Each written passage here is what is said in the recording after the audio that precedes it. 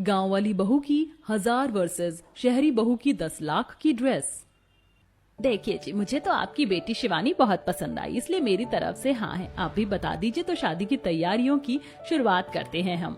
अरे हमारी तरफ से तो हाँ ही है, हाँ है। तो शादी की तैयारी शुरू कर ही देते हैं। मैंने पंडित जी से तारीख पूछी थी, अगले हफ्ते के लिए दोनों बच्चों की सगाई का मुहूर्त बिल्कुल सही है। ठीक है मुकेश जी, सगाई की तारीख आपने देख ली। मैं पंडित जी से शादी की तारीख पूछकर आपको बता दूंगी। और हाँ, लड़के की तरफ से हमारे में दुल्हन का लहंगा हम ही लेकर आते हैं, तो सगाई के बाद शिवानी बिटिया को हम शॉपिंग पर ले जाएंगे। हाँ हाँ बिल्कुल वसुंधरा जी, जैसा आपको ठीक लगे। अच्छा है, हमें भी थोड़ा टाइम मिल जाएगा तैयारी का। राधे राधे माँ जी, पापा जी, हम चलते हैं। अब तो बारात लेकर ही आएंगे। अरे बेटा, मुंह तो मीठा कर लेते। नहीं नहीं समधी जी, वो क्या है ना, इसके बाद हमें अपने छोटे बेटी की भी शादी के लिए रिश्ता देखना है। थोड़ा शहर की तरफ जाना था तो बस वहीं होकर आ रहे हैं, क्योंकि मैं दोनों बेटों की शादी एक ही मंडप में करना चाहती हूँ। अच्छा, ये तो बहुत ही खुशी की बात है वसुंधरा जी, बधाई हो। मुझे पूरा यकीन है आपको अपने दूसरे बेटे के लिए भी अच्छी बहू मिलेगी। तब वसुंधरा के दोनों बेटे और वो गाड़ी में बैठकर शहर की तरफ निकल जाते हैं। वहीं शिवानी शर्मा रही होती है। तब उसकी माँ, बस कर, वो लोग चले गए हैं, तू और कितना शर्माएगी। तेरा तो बड़े घर में रिश्ता तय हुआ और तेरी सास ने ना जाने तेरे लिए कितना सुंदर लहंगा लेने वाली है। आखिर तू घर की बड़ी बहू जो है। हाँ माँ, मैंने कभी सपने में भी नहीं सोचा था कि मैं इतने बड़े घर जाऊंगी और माँ जी मुझे खुद शादी के लहंगे की शॉपिंग करवाएंगी। भगवान ने मेरी सुन ली। मेरी बेटी बहुत अच्छे घर जा रही है। अच्छा, सगाई पर क्या पहनेगी वो? कपड़े तो खरीदने, चलिए ये तो हमको ही दिलाने हैं। अरे हाँ, हम शॉपिंग करने चलते हैं। शिवानी अपने माता पिता के साथ सगाई के लिए लहंगे खरीदने चली जाती है। वहीं वसुंधरा नवीन के लिए शहर की पढ़ी लिखी लड़की को पसंद कर लेती है।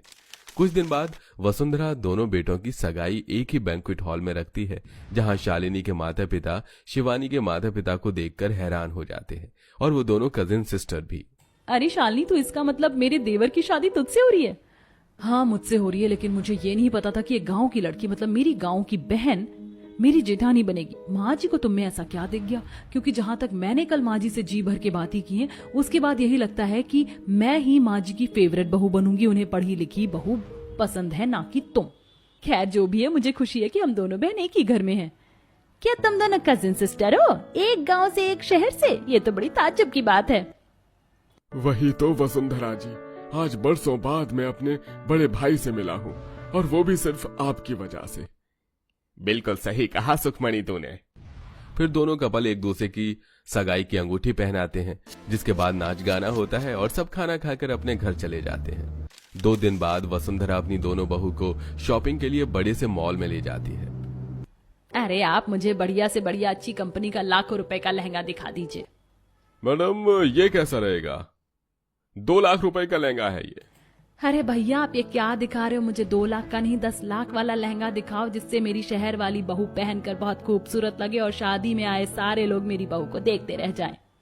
अरे वाह, इतना महंगा लहंगा! अभी माँ जी मेरी देवरानी के लिए ले रही हैं, थोड़ी देर बाद मेरे लिए भी 10 लाख रुपए वाला लहंगा लेंगी। माँ जी, मुझे वो ब्लू कलर का लहंगा बहुत पसंद है, कितना अच्छा वर्क है ना, मैं बहुत सुंदर लगूंगी। बहू, मुझे ये लहंगा बहुत सुंदर लगा, लेकिन शादी के हिसाब से तुझे लाल जोड़ा ही खरीदना चाहिए। नीला अच्छा भी नहीं लग रहा है। अब इतने पैसे खर्च कर रहे हैं तो लाल खरीद लेते हैं। ठीक है भैया, आप इसे पैक कर दो। वसुंधरा 10 लाख का लहंगा खरीद कर किसी सस्ते से लहंगे वाले पर चली जाती है। अब शिवानी बहू, हम तेरे लिए लहंगा ले लेते हैं, इसके बाद गहने, सैंडल और बाकी की चीजें लेंगे। भाई साहब, ये सामने वाला लहंगा कितने रुपए का है? अरे मैडम जी, ये तो 800 रुपए का लहंगा है। इतने सस्ते लहंगे का क्या करोगी? अरे ये लहंगा तो बहुत सस्ता है, ऐसा करो आप 1000 रुपए वाला लहंगा दिखा दो, बढ़िया सा। ये देख बहू, ये अच्छा है। वाह माँ जी, ये लहंगा तो मेरे लहंगे के आसपास भी नहीं है। वैसे अच्छा है, ये गांव वाली 1000 रुपए के लहंगे में ही अच्छी लग रही है। शिवानी की आंखों से आंसू निकल आते हैं और वसुंधरा लहंगा पैक करवाकर दोनों बहू के साथ बाकी की शॉपिंग करने लगती है। शालिनी, शिवानी बहू, तुम दोनों के लिए ये सैंडल ठीक रहेगी ना? हाँ माँ जी, आई लव इट। जी माँ जी, बहुत अच्छी है। मैंने कितने सपने सजाए थे लहंगे को लेकर, लेकिन माँ जी ने तो मुझसे पूछना भी गवारा नहीं समझा, पर मुझे इतना सस्ता लहंगा दिलाया है। कोई बात नहीं। दोनों बहुएं शॉपिंग करके अपने मायके पहुंच जाती हैं, जहां शादी की तैयारी चलती है। मॉडर्न जमाने की तरह दोनों लड़के लड़कियों की एक साथ हल्दी और मेहंदी की रस्म की जाती है, जिसके बाद नाच गाना भी होता है और अगले दिन धूमधाम से चारों की शादी हो जाती है। अगले दिन दोनों बहू की पहली रसोई की रस्म होती है। शिवानी मीठे में बादाम का हलवा बना रही होती है, तब पानी पीती हुई शालिनी से, अरे शालिनी, मैंने तो पहली रसोई का खाना भी तैयार कर दिया, तुमने अभी तक बनाना शुरू क्यों नहीं किया? ओ बकवास बंद करो, तुम गांव की गवार, तुम कर रही हो ना ये पहली रसोई की रस्म, बहुत है, मुझे ये सब बनाना नहीं आता, मैं शहर में पली बड़ी हूँ, मेरे यहाँ ऐसा काम नौकर करते हैं। शिवानी बहू, तू मेरी शहर की बहू को कुछ मत बोल, वो ये सब कुछ नहीं करेगी। बहू तू आराम कर, और ये ले मैंने तेरे लिए चॉकलेट और ये शेक बनाया है, इसे पी ले, गर्मी लग रही होगी ना। थैंक्स माँ जी, thank you for this. Shalini वहां से एटीट्यूड में चली जाती है। कुछ देर बाद वसुंधरा गांव वाली बहू का हाथ का खाना खाकर, ये सब क्या है शिवानी बहू, इतनी गर्मी में बादाम का हलवा बनाना जरूरी था? कितना गर्म होता है ये, और वो भी इतना मीठा किया हुआ है, हटाओ इसे मेरे सामने से।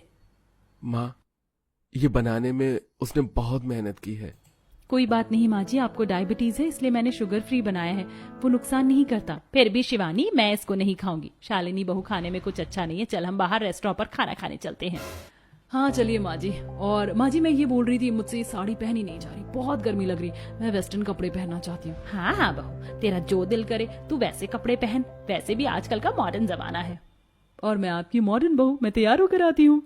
और तू खड़ी खड़ी देख क्या रही है? घर के बाकी काम है, कपड़े धोने, शादी की वजह से सारा सामान इधर उधर हो रखा है। जी माँ जी।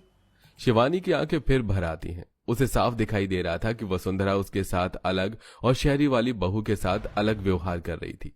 दोनों सास बहू तैयार होकर चाइनीज रेस्टोरेंट से खाना खाकर आते हैं। ऐसे ही दिन गुजरते हैं। गांव वाली बहू सास की सारी बात सुनती है और घर का और उसका बहुत ख्याल रखती है। तब भी वसुंधरा, मैंने तुझसे पूछा कि मुझ पर क्या जच रहा है क्या नहीं? जाकर काम कर, मेरी शहर वाली बहू मुझे बता देगी कि मैं आज शादी में कौन सी ड्रेस पहनूं। माँ जी ये साड़ी पहनो, जब देखो बढ़िया दिमाग खराब करती रहती है। वसुंधरा शालिनी की पसंद के कपड़े पहनकर पार्टी में जाती है। वहीं शालिनी शॉर्ट ड्रेस पहनकर क्लब लाउंज जाती है। साथ ही आते जाते पड़ोसी लोगों को भी उल्टा जवाब देती है और अपनी सास की बुराई करती है। एक दिन पड़ोसन मोहिनी वसुंधरा से मॉल में टकरा जाती है।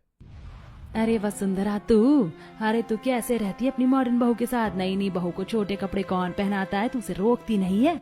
अरे मोहिनी, आज के जमाने में तू कैसी बात कर रही है? मेरी बहू मॉडर्न है, जमाना भी बदल गया, अगर वो ऐसे कपड़े पहन भी लेती तो क्या हो गया? चल ठीक है, वो जैसे भी कपड़े पहनती है, लेकिन तेरे बारे में चुगली करती है, मुझसे ही नहीं गली की औरतों से भी। मैंने उसे रोका था तो बोली, अरे आप क्यों मेरी बुढ़िया सास की तरह दिमाग खराब कर रही हो, जाने दो, मुझे चाहे मैं कैसे भी कपड़े पहनूं। एक तो वो बुड्ढी घर में अपने पसंद का अटरम शटरम खिलाती है, ऊपर से लहंगा भी मेरे पसंद का नहीं दिलाया। अरे मैं करोड़ की चीज पर हाथ रखती हूँ और मुझे 10 लाख रुपए के लहंगे में ले आई। नहीं नहीं, ऐसा नहीं हो सकता, तू जानबूझकर मुझे मेरी बहू के खिलाफ भड़का रही है। वसुंधरा, मोहिनी झूठ नहीं बोल रही है, मेरी बेटी एक रेस्टोरेंट में उसी की टेबल के पीछे खाना खा रही थी, वहां पर भी वो तेरी चुगली कर रही थी अपने दोस्तों के साथ कि बुढ़िया उसे आते जाते परेशान करती, जबरदस्ती उसे तेरे मुंह पर तारीफ करनी पड़ती है।